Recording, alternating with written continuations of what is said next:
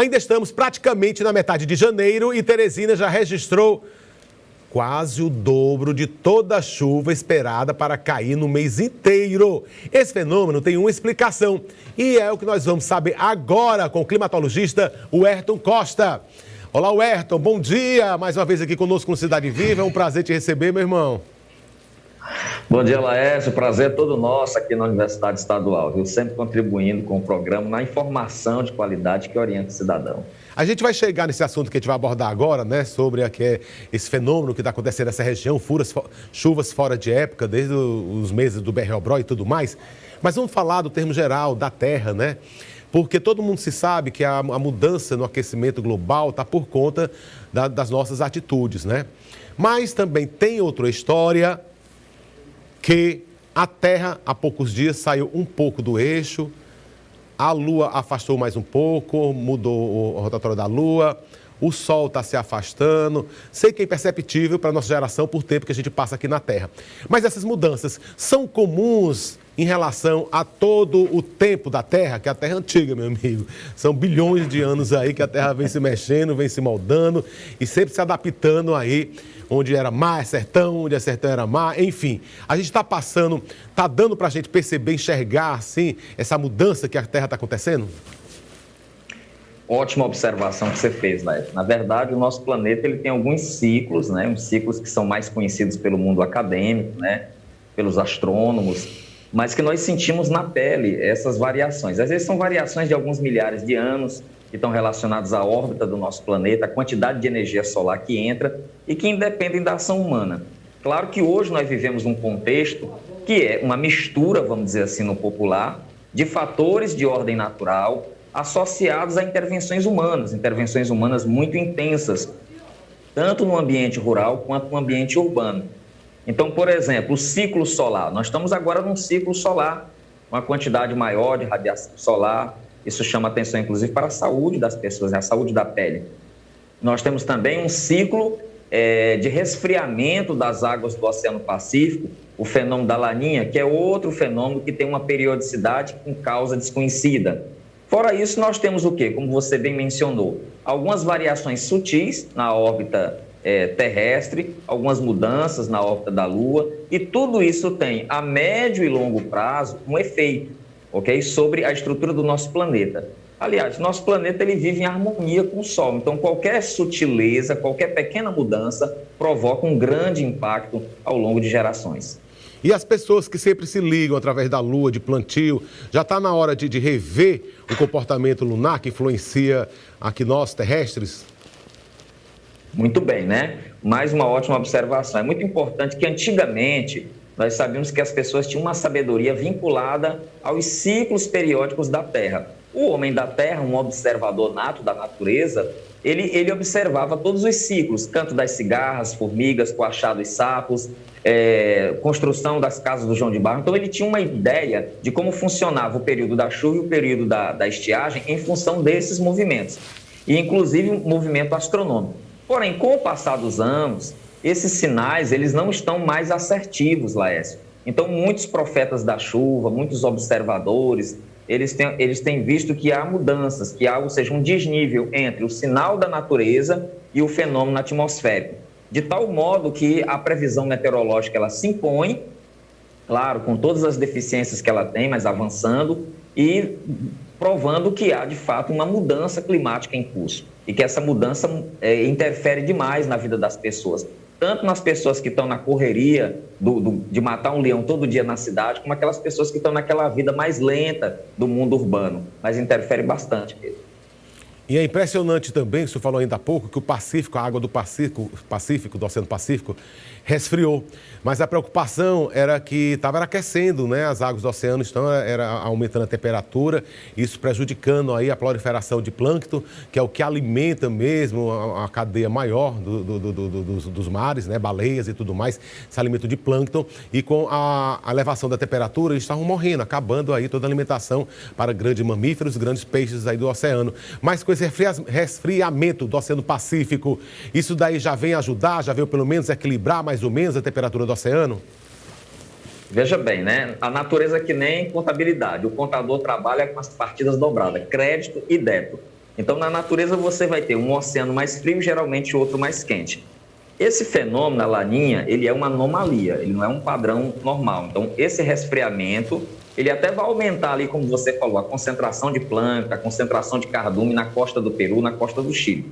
Porém, do outro lado da América do Sul, temos o Oceano Atlântico e o Atlântico está quente. É justamente essa combinação de Pacífico frio e Atlântico quente que gera os temporais que adentram o Nordeste. Apesar de que lá no Sul, parte do Centro-Oeste, nós temos uma estiagem, né, Laércio? Uma estiagem brutal que está castigando muitos cultivos. Então, esse frio e quente alternado entre os oceanos favorece a entrada de umidade no Nordeste e, consequentemente, os grandes temporais. Inclusive, essa mudança de clima assim, drástica quebra mesmo em pouco tempo, né? Porque aqui mesmo no Piauí tem município que já fez aí um pedido de emergência por conta que não cai uma gota d'água. E a gente está vendo que o Piauí está embaixo d'água, né? Mas tem alguns locais que não está caindo água. Por que então?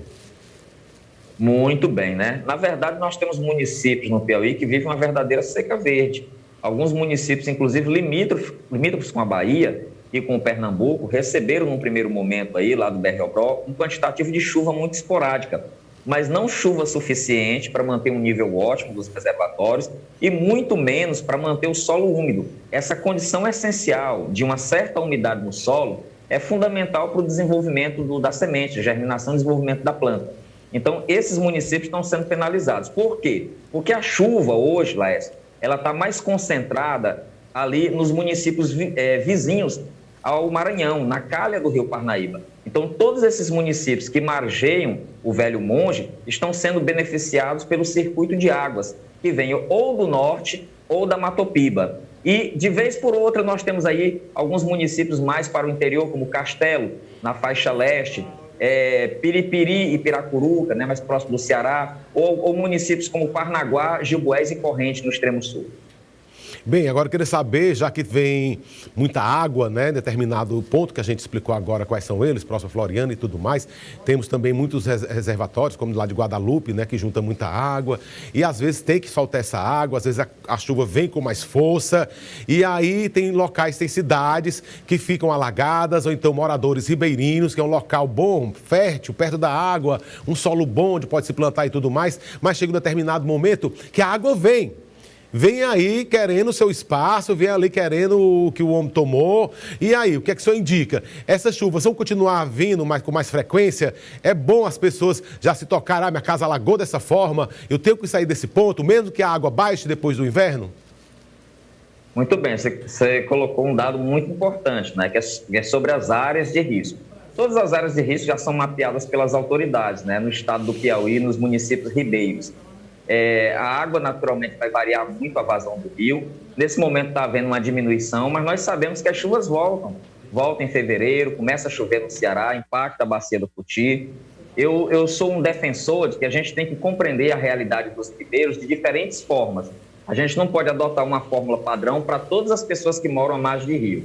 Existem aquelas pessoas mais resilientes, você tem, por exemplo, pescadores e vazanteiros. Eles convivem com o rio 365 dias do ano.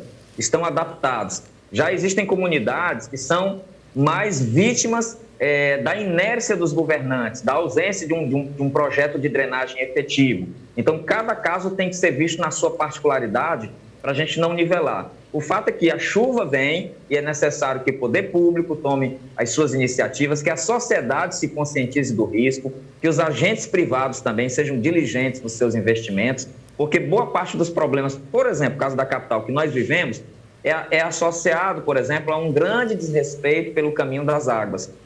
Então, ao longo dos anos, a nossa drenagem ela foi negligenciada e hoje a gente tem um problema grave. E não está na beira do rio, não. Está nas áreas mais nobres da nossa capital. Bem, está na beira do rio, mas só que nós construímos na beira do rio e dentro dele, não é? A gente pode ter um exemplo ali daquela avenida que vem lá da Praça do Prefeito e vem correndo até no Homero Castelo Branco, paralelo com a João 23. A gente vê que ali é um rio, né? Pela força de água que tem, ali é um rio. E foi construída a Praça do Prefeito, antes outras mansões, na frente outros conjuntos, depois da Kennedy, e por aí vai, supermercado próximo, né? Enfim, construímos em local errado. Bem, E agora vamos falar do assunto que ele traz aqui, que é mais importante. O que é que nos aguarda ainda, hein? Tá falando aí que a chuva de janeiro tá chegando nem mais na metade do mês, minha gente, quase a metade, e já trouxe chuva pro mês todinho. E ainda aguarda aí as águas de março. Qual será o nosso futuro aqui para frente, irmã Janaína?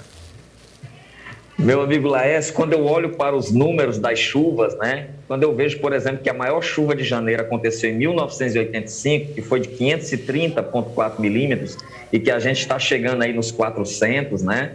E é uma marca histórica, porque poucos meses na história, poucos janeiros, vamos dizer assim, na história da climatologia, atingiram essa marca, né? Basta lembrar que nós temos 1914, 1921, 77, 2004 e 85 que chegaram a esse patamar. Então, de qualquer forma, janeiro de 2022 já está na história. Bem, o que será do futuro? O que nós temos hoje é um cenário favorável, como eu mencionei. Tem uma laninha, tem um Atlântico quente e isso alimenta as chuvas futuras. Até o final do ano passado, os modelos matemáticos apontavam para um trimestre janeiro, fevereiro e março chuvoso. No final deste mês, os principais bambambãs da meteorologia, os meteorologistas da FUNSEMI, do INPE-CPTEC e do INMET vão atualizar essa previsão. Mas a gente já tem uma prévia, o INMET já está lançando alguns releases, mostrando, por exemplo, que em fevereiro nós teremos bom fluxo de umidade, boa chuva, março também e abril. Ou seja, é um cenário favorável a isso. E, naturalmente, que todos devemos estar diligentes, né, em relação a esse volume que vem para os próximos meses. De anomalia positiva ou de chuva acima da média. Então é bom repensar as pessoas que queiram retornar, porque teve essa rápida baixa de água nos rios, é bom repensar esse retorno, que não está no momento ainda de voltar, e as pessoas que moram em cidades ribeirinhas também aguardar um volume de chuva que vem muito grande, né? Isso pode atrapalhar até a plantação em alguns locais, porque excesso de água também não é bom para a lavoura. Perfeitamente, né? Nós tivemos o episódio de Palmeirais, por exemplo, muitas comunidades lá que eram pujantes no plantio da banana e do milho, que plantavam na área da planície de inundação, tiveram grandes prejuízos, porque não existia, a gente sabe muito bem que, embora a mídia, e eu agradeço os meios de comunicação, façam um trabalho fenomenal de esclarecimento, boa parte dessa informação ainda não chega em alguns pontos, e as pessoas às vezes não acolhem essa informação sobre o risco, de tal forma que a gente teve alguns prejuízos na agricultura familiar. Do ponto de vista da agricultura comercial, a tendência é de nós termos safra recorde, mas é preciso orientar quem ainda está plantando, quem ainda está preparando a terra, dá tempo ainda, vai ter chuva suficiente, já rever as áreas, principalmente ali na região do Vale do Longá, né? Você conhece ali Esperantina, Barras, Batalha, ali tem umas áreas que costumam embrejar quando o inverno é bom, né? O período chuvoso é bom. Então, ter muita cautela com essas áreas, aproveitar o máximo do nosso período chuvoso para que nós possamos ter ali na Semana Santa aquela famosa fartura, né? Que todo mundo espera. O quebra-jejum vai ser farto para a gente, né, esse ano, né? Agora é o seguinte, a agricultura familiar, como o senhor falou, que não teve muito por conta do alagamento, mas porque a gente vê que a agricultura em alta escala, industrial, não é em beira de rio, né? São em locais onde a terra é boa e que são até mesmo irrigados. E esse momento também bom, porque o lençol freático vai ficar mais cheio, né? Porque a água vai permeabilizar, enfim, vai encher o lençol freático para ir economizar na energia de água, porque está chovendo. Então também tem esse ponto aí da parte industrial. Agora eu quero saber da parte do lazer, né? A gente já vê aí que já teve várias tragédias, várias com essas questões de tromba d'água, cabeça d'água, e está chovendo muito, mas também as nossas cachoeiras, principalmente aqui do nosso Piauí, são convidativas, todo mundo quer ir para uma cachoeira, fazer um piquenique, quer curtir a natureza, e tem que ter algum cuidado também. Essa chuva exagerada corre um risco de vir uma água natubada com um grande volume?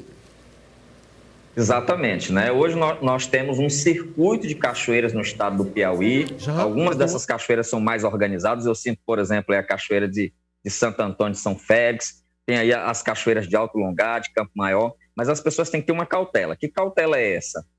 Avançou o temporal, você sabe que a montante na parte mais alta da cachoeira, os divisores de água, ou seja, a drenagem natural, vai convergir toda a água para o canal do rio ou do riacho que alimenta a cachoeira. E aí é o risco do famoso fenômeno da cabeça d'água.